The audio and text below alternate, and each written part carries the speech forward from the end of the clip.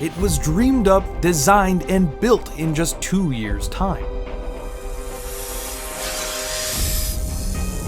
It's testosterone on wheels, wrapped in a body that's the shape of a snake. It's America's first strike at building a genuine, proper supercar. And in true American fashion, it has the largest displacement engine ever fitted to any production car. At least it did by the time the last one rolled off the line, an 8.4-liter pushrod V10.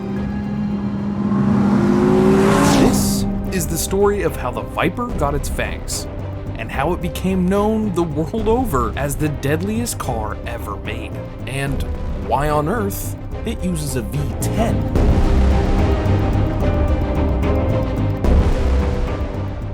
Okay guys, hold up. We're talking about fast, dangerous Vipers, and someone's gotta keep the boys and Trav in check. Well, meet Ossifer Danger. Yep, bet you didn't know I moonlighted as the Viper catcher. Dun, dun, dun. And I use today's sponsor, Harry's, to put on my game face. I always shave my face to get the ideal look to catch the sneaky snakes. And what I'm using today normally costs $13, but if you use our link, you can get it for just $3. And that's for Harry's starter set. This set comes with a 5-blade German-engineered razor cartridge, which Harry's makes at their 100-year-old German blade factory. Plus, you have a nicely weighted and textured handle for smooth operation. And shave gel, which has aloe and cucumber for a very refreshing shave. Finally, it comes with the travel blade cover, so you don't cut your arm. Now, the best part about Harry's is this starter kit and the value when you're getting new cartridges. Harry's prices are hard to beat. In fact, you can get them as low as $2 per cartridge. So, if you shave your face or just keep it trim and you want to get blades at an affordable price, then Harry's is the place to go because you can sign up for their subscription service and get blades sent right to your house. To redeem the Harry's starter set for only $3. Yes, $3. Use the link in the description box and start shaving today. And now, let's watch the rest of Trav's show and try to catch some Vipers. Bob Lutz, father of perhaps the most important American car ever made, next to the Model A, the Mustang, is now running Chrysler. Lutz, a massive fan of the venerable Shelby Cobra, pined for a more affordable, more reliable substitute to cars like Ferraris. The year is 1988. Chrysler had just been bailed out by the government, and with the money received, they made a few moves. Moves like buying AMC, striking a partnership with Mitsubishi and Renault, and perhaps most interestingly, purchasing the Raging Bull of Italy.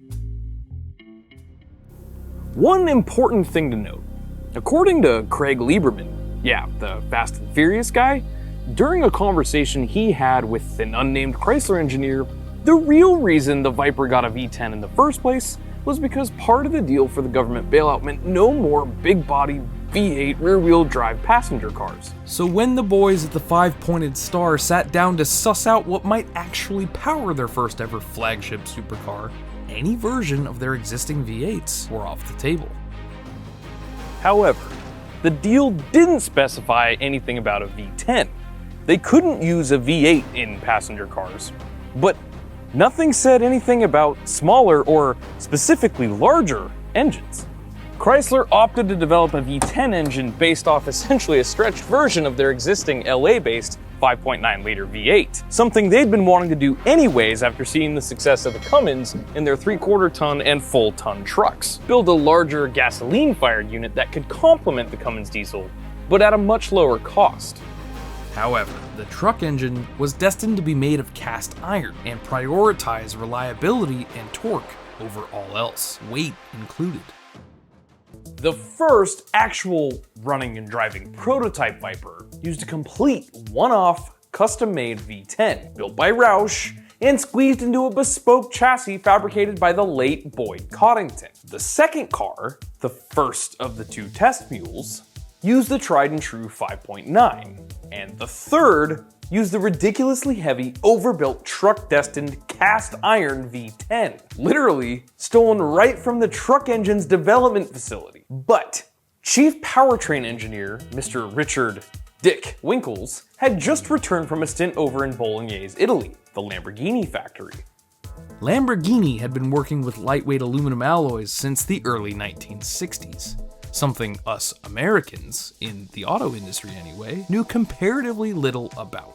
Chrysler sent Winkles back to Italy to oversee the design and initial prototype run of the first ever all-aluminum production V10 in the world.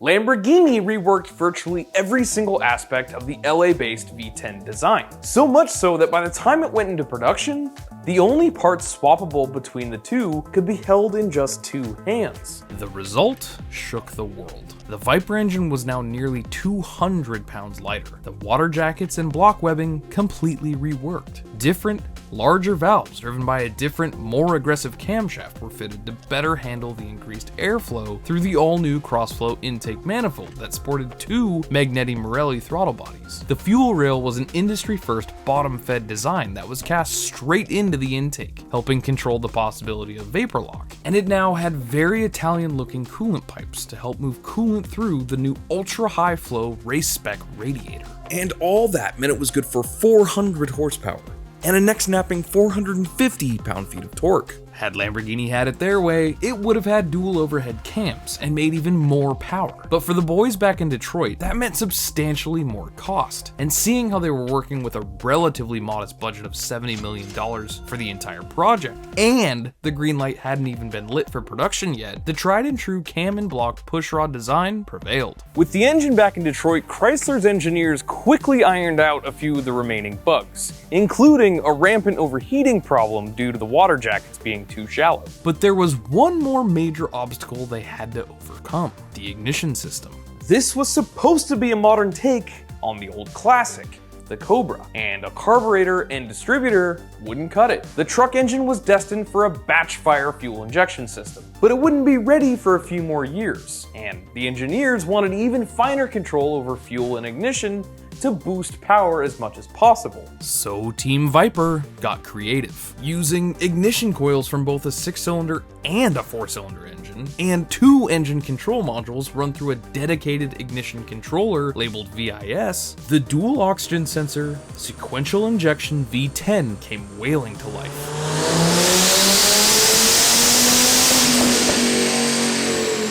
Mated to an all-new 6-speed manual built by Tremec, co-developed with Chevrolet, a limited slip diff, and side exhaust still intact, the first-gen Viper was born.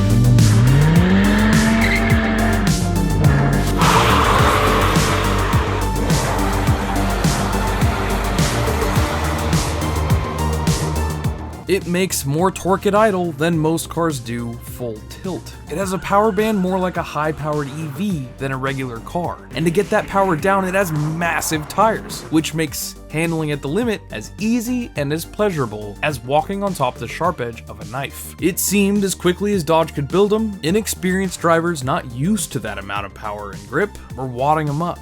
It's estimated that nearly 30% of Vipers were crashed within just 24 hours of leaving the showroom. 30%! Get it right though, and it'll leave you breathless. And that's one of the things I love most about this car. I love the raw simplicity of it all. I love that it's handmade by a bunch of hot rodders in Detroit. I love that it's dangerous. That's why I have owned 3 of them.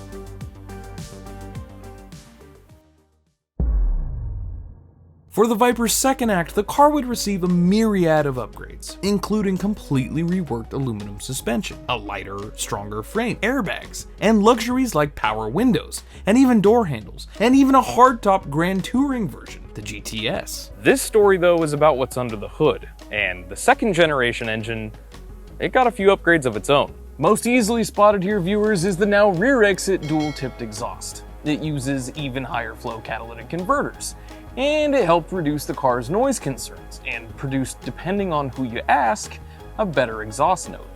A little less dump truck, a little more supercar.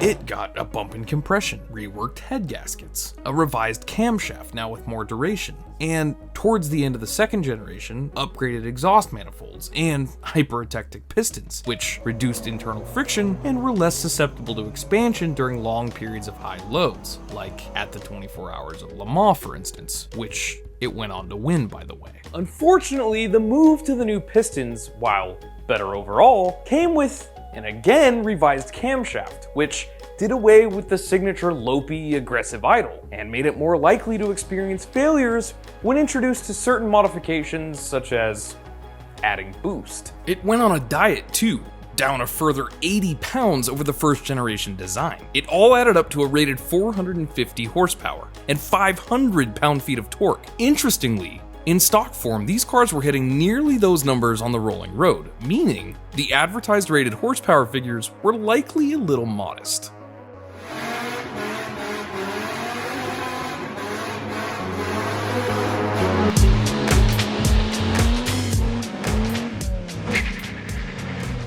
During development of the third generation car, now labeled the SRT-10, the team set their sights on the number 500. 500 horsepower, 500 pound-feet of torque, and 500 cubic inches, meaning the engine would grow from 8 liters to 8.3. More power, less weight. A revised, more efficient inlet manifold, now using one huge throttle body instead of 2 smaller ones. Sodium-filled exhaust valves, and a return to side exhaust. It had a much faster engine control module, and it had an even broader power band. The major differences, though, were everything else. The body, chassis, suspension, interior, brakes, gearbox, everything was all new. The engine was clearly heavily massaged this time around, but the team seemed more focused on the car itself, you know, the thing that surrounded it. But that was all about to change when they put pencil to paper and got to work developing the Gen 4. The 4th generation Viper was destined once again to be an all-new car.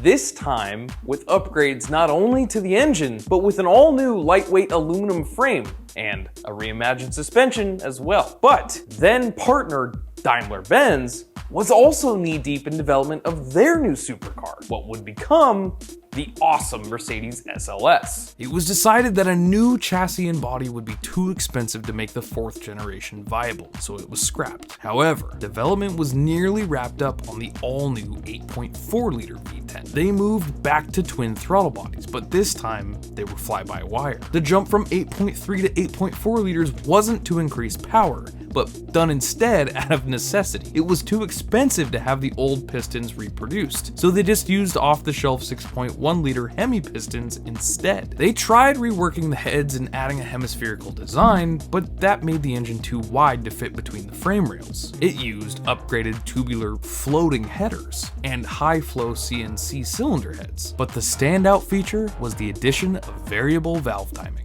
The first ever pushrod engine to sport the technology. It was an ingenious design.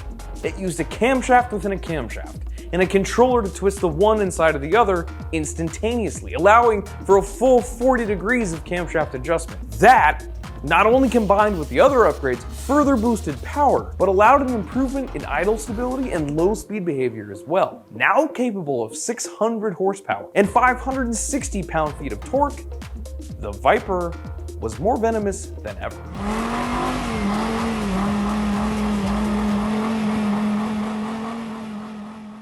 For reasons we don't have time to get into in this video, it's honestly a miracle the car rose from the ashes for a 5th and unfortunately final time. This time there was no budget for powertrain upgrades, but that didn't stop the brilliant engineers of Team Viper from finding a way to get it done anyway. With no money for a complete overhaul, they had to get creative. They found 10 horsepower with a revised camshaft, 3 horsepower with stiffer, thicker push rods that reduced valve train deflection at high engine speeds. New ultra-high flow catalytic converters were good for around 6 horsepower.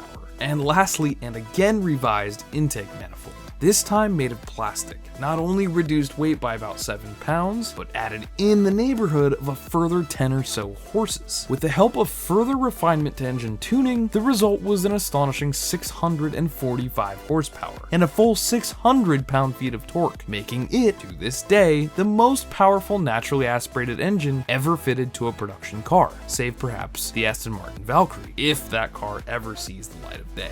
Guys, there's so much more to the story of the Viper, but unfortunately, we're out of time for this one. If you want to learn more about it, let me know down in the comments below.